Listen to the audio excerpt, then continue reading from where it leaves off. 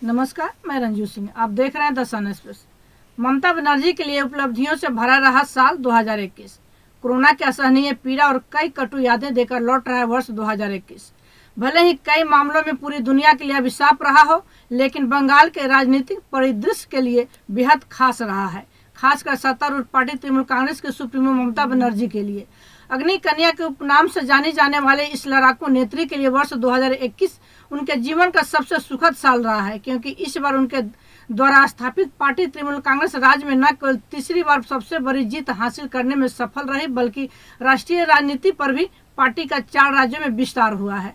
37 साल पहले एक गैर राजनीतिक परिवार से बिना वित्तीय समर्थन मैदान में कूदी 29 वर्षीय युवा कांग्रेस नेत्री के रूप में ममता बनर्जी ने पश्चिम बंगाल के राजनीतिक मानचित्र में अपनी उपस्थिति दर्ज कराई थी, जब उन्होंने माकपा के दिग्गज नेता सोमनाथ चटर्जी को लोकसभा चुनाव में करारी शिकस्त दी थी। तब से लेकर आज तक सफेद साड़ी, हवाई चप्पल और सामान्य से जीवन जीने वाली इस महिला ने लगभग अकेले ही अपने दम पर इस अति राजनीति वाले राज्य के राजनीतिक परिदृश्य को बदल दिया है। महज 23 सालों में तृणमूल का सुनहरा सफर। दिसंबर 1997 में कांग्रेस छोड़कर तृणमूल कांग्रेस का गठन करने वाली ममता बनर्जी के तेवर इतने लड़ाकू थे कि उस समय के दिग्गज कांग्रेसी नेताओं ने उनका साथ दिया और पार्टी में शामिल हो गए। महज एक दशक की राजनीतिक यात्रा में ही पार्टी ने राज्य में 33 सालों तक शासन करने वाली अति शक्तिशाली वाममोर्चा सरकार को 2011 में उखाड़ फेंका था। यह उनके जीवन की पहली सबसे बड़ी खुशी थी। उसके बाद 2019 के लोकसभा चुनाव में जब भारतीय जनता पार्टी ने महज 2 सीटों से बढ़कर राज्य की 42 में से 18 सीटों पर कब्जा जमा लिया था, तब ऐसा लग रहा था जैसे 2021 के विधानसभा चुनाव में ममता को सत्ता से बेदखल कर देगी, लेकिन ऐसा हुआ नहीं। वैश्विक पटल पर दिग्गज नेताओं में शामिल नरेंद्र मोदी से लेकर अमित शाह तक और राजनाथ सिंह से लेकर जेपी नड्डा तक भाजपा के बड़े बड़े धुरंधरों ने अपनी पूरी ताकत लगा ली, लेकिन 2021 में ममता ने सभी को अपने दम पर ऐसी धूल चटाई की 50 दशक पहले अपने स्थापना काल से लेकर आज तक बंगाल में सत्ता हासिल करने के भाजपा के सबसे बड़े सपने को आने वाले एक दशक के लिए धूलिसात कर दिया है। इतना ही नहीं, इसी साल अप्रैल महीने में संपन्न हुए इस बहुचर्चित चुनाव में 294 में से 213 सीटों पर जीत दर्ज करने वाली तृणमूल राज्य के इतिहास में अब तक सबसे ज्यादा सीटें जीतने वाली पार्टी बनी। उसके बाद सितंबर से अक्टूबर के बीच हुए उपचुनाव में तीनों सीटें जीतने में भी सक्षम रही है। उसके बाद दिसंबर महीने के अंतिम सप्ताह में संपन्न हुए कोलकाता नगर निगम चुनाव में भी 90% से अधिक सीटें जीतकर तृणमूल ने रिकॉर्ड कर दिया है। तृणमूल कांग्रेस की स्थापना के महज 23 साल बीते हैं और वर्ष 2021 ममता के लिए राजनीतिक उपलब्धि का ऐसा साल रहा कि आज वह अंतर्राष्ट्रीय स्तर पर रोम, जर्मनी, फ्रांस, इटली और नेपाल समेत अन्य देशों से वैश्विक मंच पर संबोधन के लिए आमंत्रित हो रही हैं। 4 राज्यों में मजबूत राजनीतिक अस्तित्व वाली पार्टी बनी तृणमूल। इसके अलावा इसी साल गोवा के पूर्व मुख्यमंत्री लुइजिनो फ्लेरियो, मेघालय के पूर्व मुख्यमंत्री मुकुल संगमा, असम के दिग्गज कांग्रेस नेत्री देवस्मिता देव और त्रिपुरा में मुख्य विपक्षी रही कांग्रेस के सभी प्रमुख विधायकों ने तृणमूल कांग्रेस की सदस्यता ले ली है।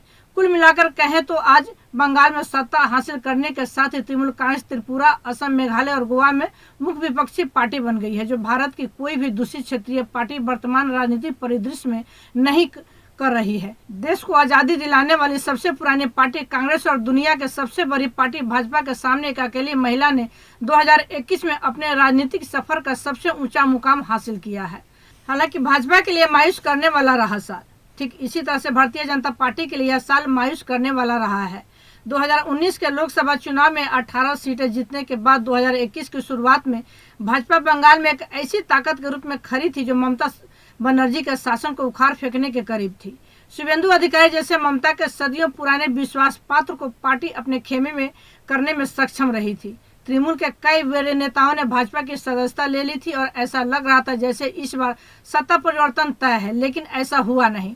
श्यामा प्रसाद मुखर्जी, जिन्होंने भारतीय जनता पार्टी की नींव रखी, उनके राज में राजनीतिक शक्ति हासिल करने की कवायद में जुटी भारतीय जनता पार्टी को विधानसभा चुनाव में करारा झटका लगा और पार्टी महज 77 सीटों पर सिमट गई।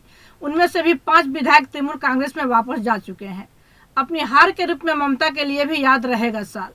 ऐसा नहीं है कि वर्ष 2021 केवल भारतीय जनता पार्टी के लिए झटका रहा है, बल्कि ममता को भी हल्का झटका दे गया है। भले ही इस साल राजनीतिक तौर पर देश की सबसे मजबूत नेत्री के तौर पर उभरी हैं, लेकिन अपने ही राज्य में उनके राजनीतिक जीवन की सबसे अहम जगह नंदीग्राम से उन्हें हार का भी मुंह देखना पड़ा, वह भी अपने ही सिपहसालार शुभेंदु अधिकारी के हाथ हो। ममता के राजनीतिक जीवन में राजनीतिक ताकत हासिल करने वाले आंदोलनों में से सबसे महत्वपूर्ण नंदीग्राम आंदोलन वाली जगह से इस बार विधानसभा चुनाव में ममता अपने कैबिनेट के पूर्व सहयोगी शुभेंदु अधिकारी से हार गई थी। हालांकि ममता की यह व्यक्तिगत हार उन्हें राष्ट्रीय पटल पर सबसे ताकतवर नेता के रूप में उभारा है। 2024 के लोकसभा चुनाव के लिए ममता आज विपक्ष का मुख्य चेहरा नजर आ रही हैं। इस मौके को भी वह बखूबी समझती हैं, इसलिए वह बंगाल से बाहर खासकर उन भाजपा शासित राज्यों में तृणमूल की ताकत विस्तार कर रही है जहां विपक्ष कमजोर है। बंगाल की राजनीति में प्रशांत किशोर की भी बड़ी भूमिका रही। साल 2021 में बंगाल के राजनीतिक परिदृश्य को बदलने और राष्ट्रीय स्तर पर ममता को उभारने में राजनीतिक रणनीतिकार प्रशांत किशोर की भी भूमिका बड़ी रही है। उन्होंने बंगाल में बिहार वाली जातिगत, भाषागत और क्षेत्रवार राजनीति का बीज बोया, जिसकी वजह से विधानसभा चुनाव में भाजपा बंगाल के मूल निवासियों के बीच बाहर वालों की पार्टी बनकर रह गई। इसके अलावा उन्होंने तृणमूल छोड़ने वाले दिग्गज नेताओं की घरेलू राजनीति को भी ममता सरकार के बेहतरीन कार्यों को लोगों तक पहुंचा कर नाकाम किया।